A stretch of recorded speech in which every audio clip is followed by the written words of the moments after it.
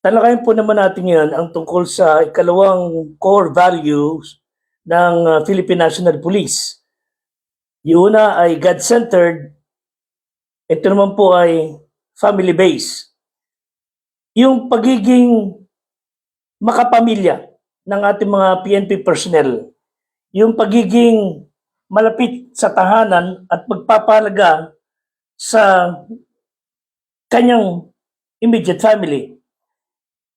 Pag ito po'y nakita ng mga tao o naipamuhay ng mga PNP personnel, it would translate or reflect to the way he conduct himself sa araw-araw na pagtupad sa tungkulin.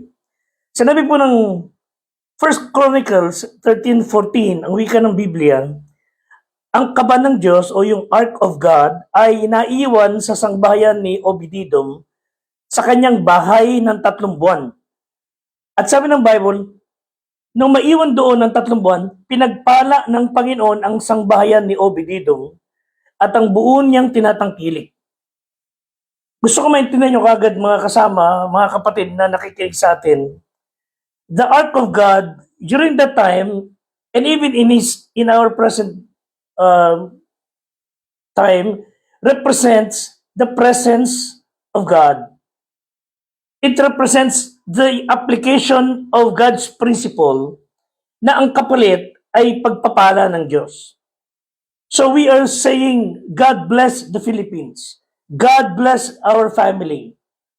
Hindi po pwedeng pagpalain ng Diyos basta ang ating pamilya, ating bayan, hanggat hindi tayo napasasakop sa kanyang patakaran. It has to come to our realization na kung pagpapala talaga ng Diyos ang gusto natin, dapat siya masunod, hindi ang ating sarili. Una, dapat naroon ang presensya niya sa ating buhay. Pinapayagan natin siya ang kumilos at hindi siya ang silent listener, kundi si Kristo mismo ang nagpapatakbo ng ating buhay. And of course, yung prinsipyo ng kasulatan ng Biblia ang dapat natin na ipamumuhay. Magandang araw muli sa inyo lahat. Ito po yung lingkod, Fred de Guzman, ang life coach ng Squad 240. Salamat po sa pagsama niyo sa amin.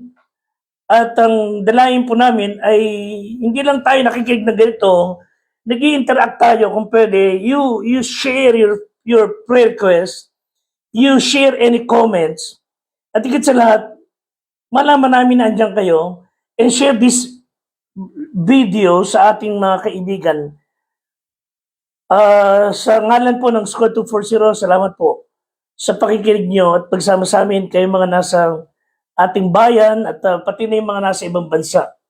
Again, maging makapamilya tayo. Pamilya natin. Pahalagahan natin. Pagmalasakitan natin. Hindi para itaas, hindi para maging sikat, hindi para magkamal ng personal o selfish interest, but to be loving to our family the way God wants us to love them. Yung Ark of Covenant, again, represents the presence and the principles that should be obvious sa ating mga buhay. And kung ano man yung paborito nating pinagsasaluhang gawin ng bilang pamilya, it should center around one thing, that which glorifies God. Sa ating pamilya, of course, meron tayong mga bata. We have children. And they are our extension. And when children do something good and do something godly or do something worthy, of course, it will give us joy. Pag ating mga anak ay nababalitang nag-excel sa ibang competition, hindi para ipangmayabang natin, kundi you just feel proud. Pero ano yung damdamin meron kaya yung magulang ng mga bata na pamatay doon sa isang eskwelahan na maril bunga ng kayabangan o paghiganti? Ano madama ng magulang na mabalta ng kanyang anak ay nakulong sa pagnanakaw, sa pagdadrugs? Ang sakit ng kalooban ng ganung mga pangyayari sa puso ng isang magulang na nagmamahal. I don't know of any good parents would be so happy na magkaroon ng anak na sakit ng ulo. Gayunpaman, hindi po pwedeng gayon na lamang manatili sakit ng ulo ang ating mga anak. Bakit? Huwag natin sanang payagan.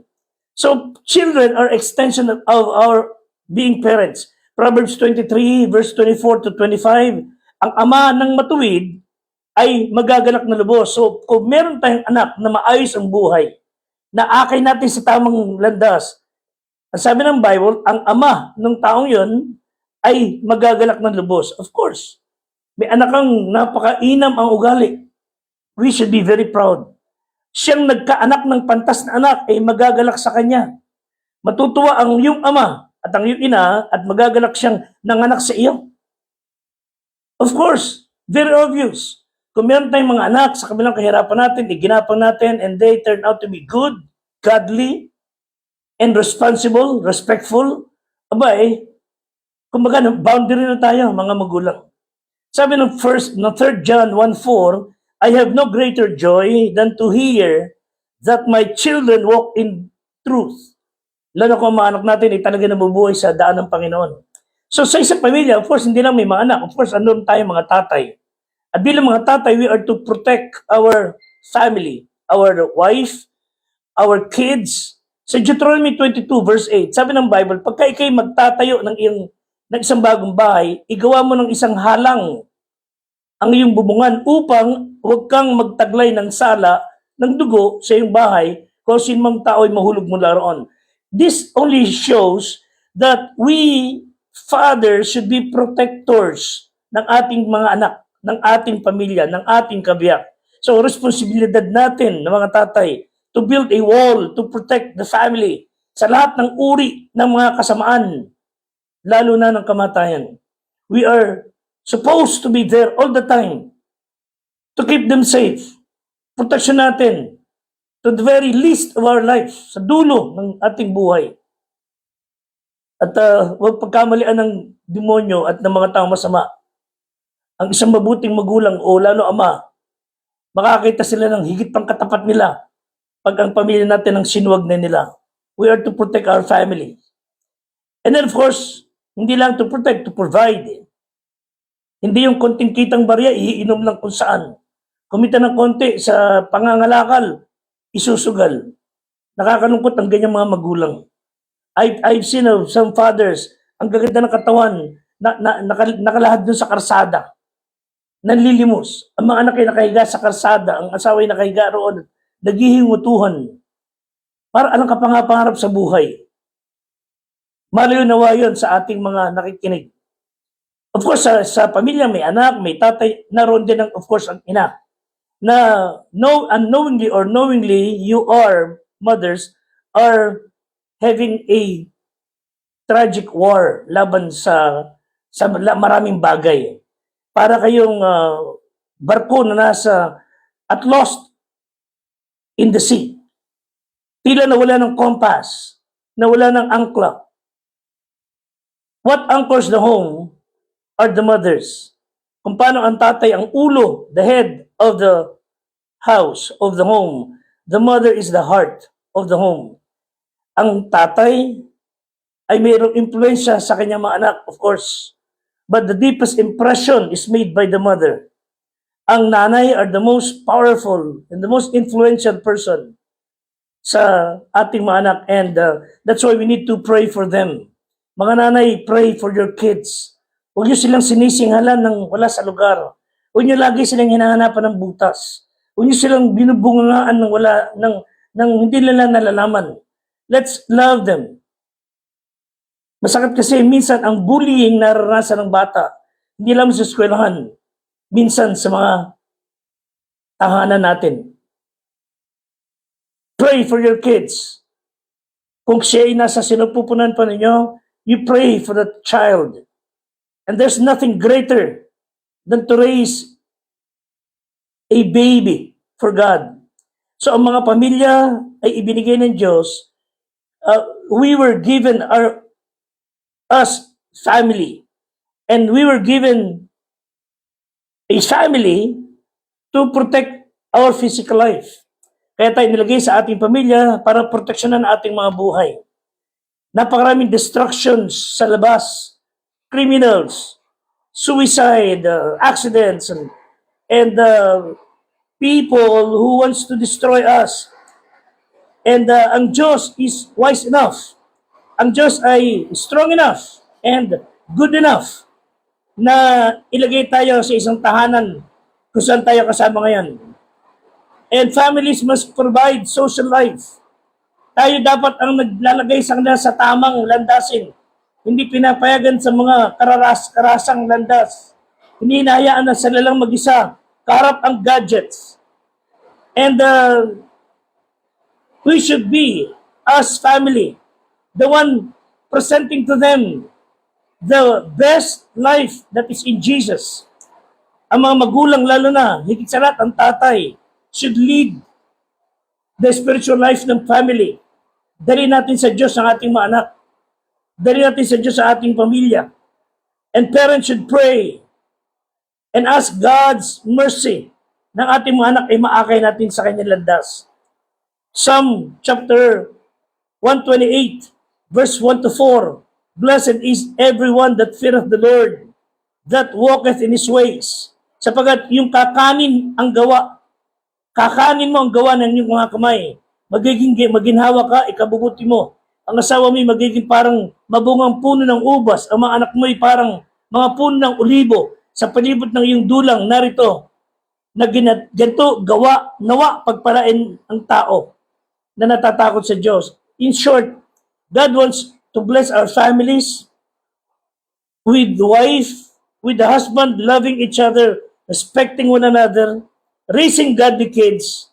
At sabi ng Panginoon, yung natatakot sa kanyang ganyang pamilya, may respeto, a family that honors God, God will bless them.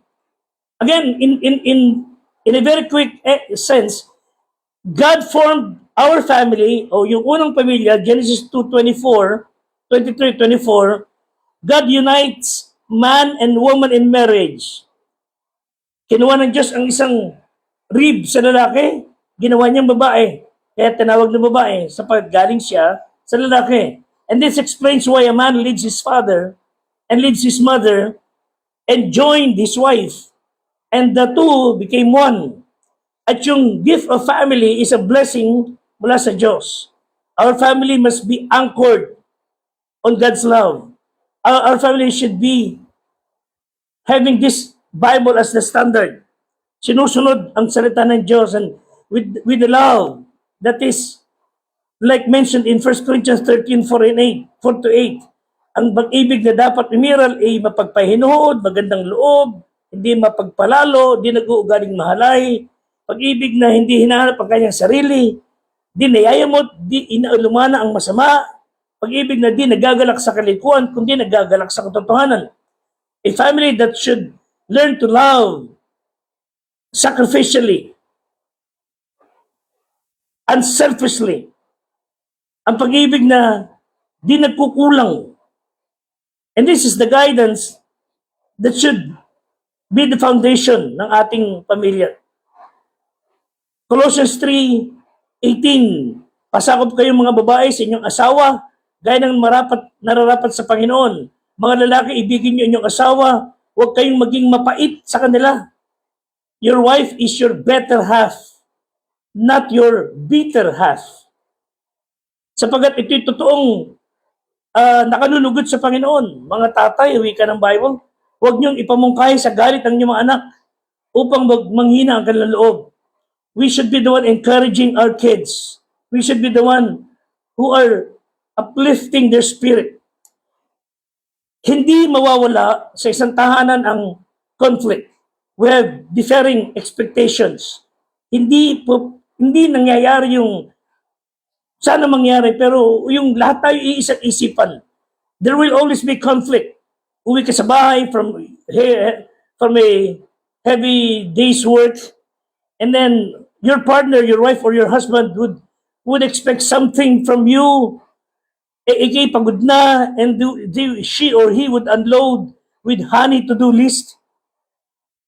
And pag hindi mo agad nagawa, conflict comes. But dapat natin maintindihan, although we have differing expectations, Iwasan natin yan sapagkat it would pave way for disappointments. Kailangang matutunan magparaanan. We come from different family background, different traditions, different habits, or even different religion. So we have to work it out. We have to work at oneness to show our love. Kaya minsan may clash. Huwag sanang ipilit ng isa lagi yung kanya.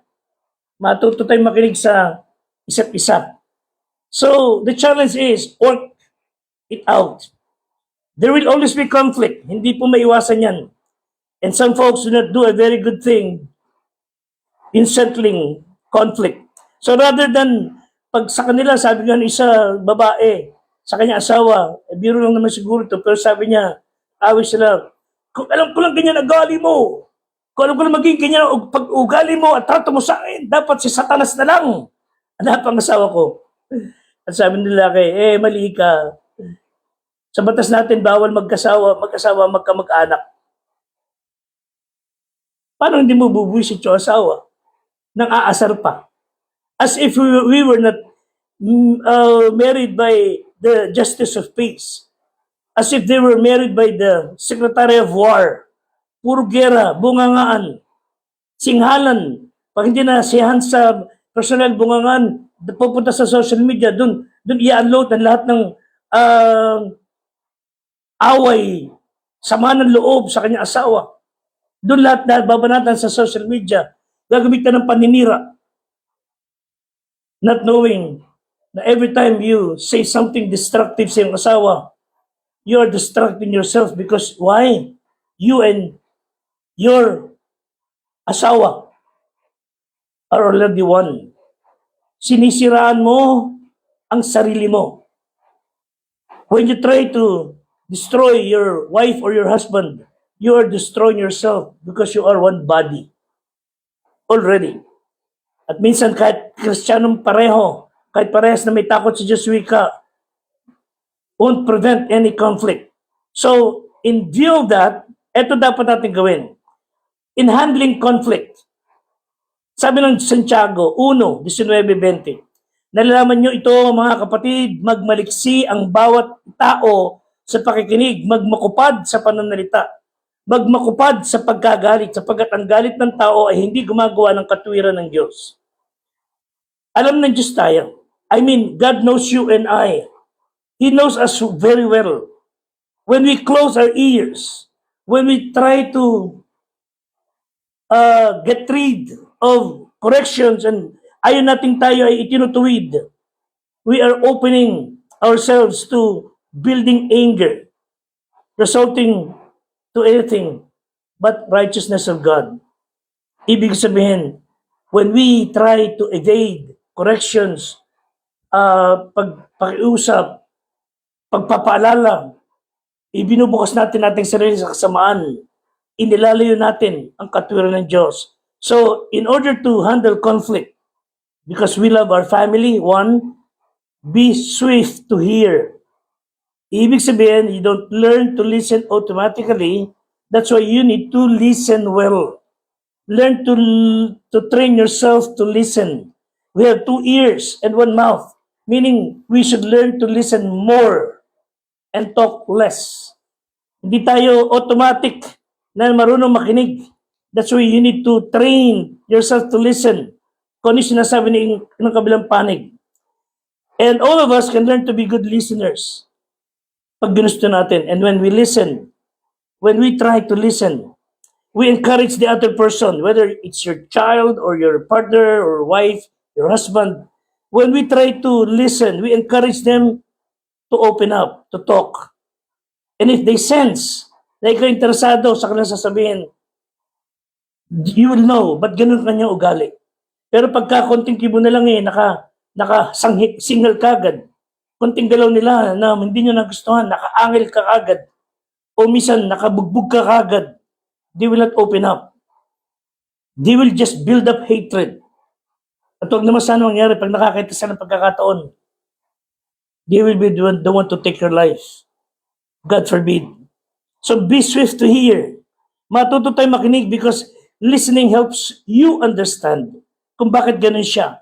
Nangungusimi tayo, ba't ganun yung ating anak? Nangungusimi ka, ba't ganun yung kapartner mo sa iyong harapan? Kasi ayaw mo siyang pakinggan muna.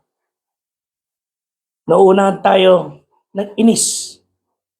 So understanding is going to bring you closer together. And you are going to achieve intimacy. And you will be able to win the heart of your child, sino man yon o yung kabiyak. Not only be swift to hear, secondly, be slow to speak. Always remember, the more we talk, the more we open up to trouble. Ang Diyos inibigay ng babala sa mga madadaldal at mga walang pigil ang dila. Proverbs 10:9, sa karamihan ng mga salita, hindi nagkukulang ng pagsalangsang. Ibig sabihin, automatic na, matic na. Pag wala kang tigil kada daldal, nagkakasala ka niyan. Magkakasala at magkakasala. Ngunit siyang nagpipigil ng kanyang mga labi ay gumagawang may kapantasan. Learn to keep silent. Proverbs 17:27, siyang nagtitipid ng kanyang mga salita ay may kaalaman. Siyang may diwang malimig ay taong nakauunawa. Yung cool ka lang, meron kang katalinuhan. Pag nagpipigil ka sa mga salita mo, mga hindi dapat sabihin, hindi mo siya nasabi, napakagaling mong tao. Proverbs 21:23, sino mang nag-iingat ng kanyang bibig at ng kanyang dila, nag-iingat ng kanyang kaluluwa mula sa kabagabagan. You are protecting yourself to even more trouble. Huwag masyadong matabil ang dila. Ecclesiastes 5:3, huwag kang pakabigla ng iyong mga bibig. Huwag magmadali iyong puso na magsalita ng anumang bagay sa harap ng Diyos. Pakauntiin mo ang iyong mga salita. Sinasabi po ng Biblia yan. Alam ng Diyos ang karakas ng tao. Learn to speak few words. Hindi lamang be swift to hear, be slow to speak, be slow to anger.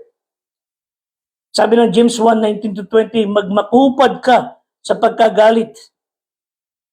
Normal sa atin yan.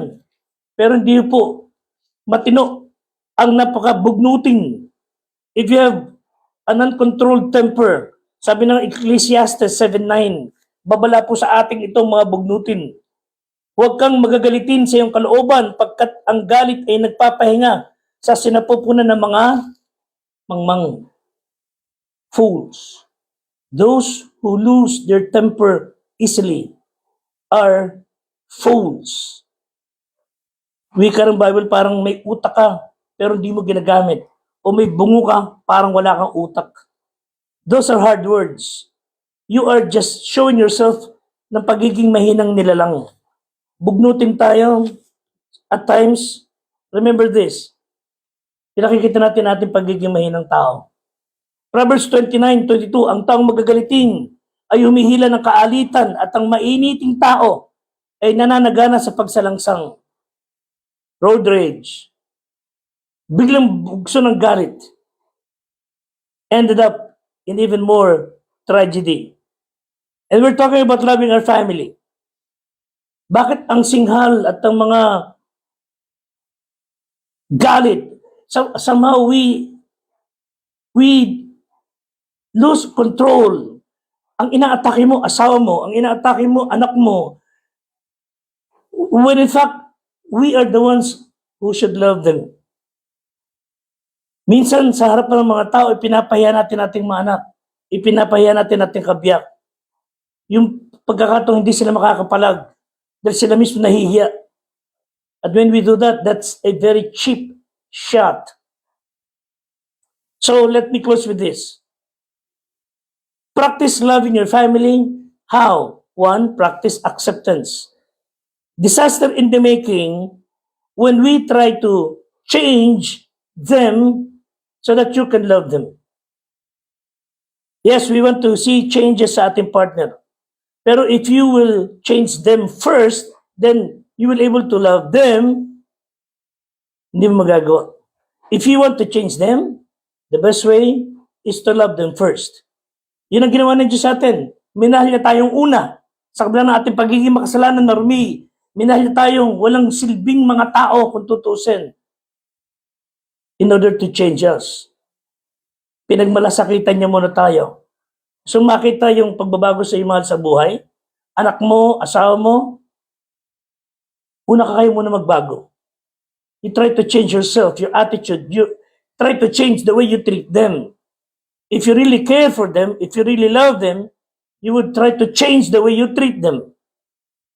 Pag hindi magbinago yun, mag-ingat kayo dahil baka pag nakatsyempo yung mga yan, sila na pinakahuli mo makita sa lupa. God forbid. Never marry a person that you would hope that they may become. Baka hindi mangyari inaasahan mo. It will be frustrating and tragic for both of you na papakasalan ko to, makakasama ko to, hoping that she would or he would become like this. Wag ho. Tiyakin nyo muna na, kalooban ng Diyos. Now, not only practice acceptance, practice adjustments. So be willing to change. You want to change them? You change. Meron silang gusto mo nang gawin, pwede naman paraanin, pagbigyan natin. Kausapin natin, baka tama sinasabi nila.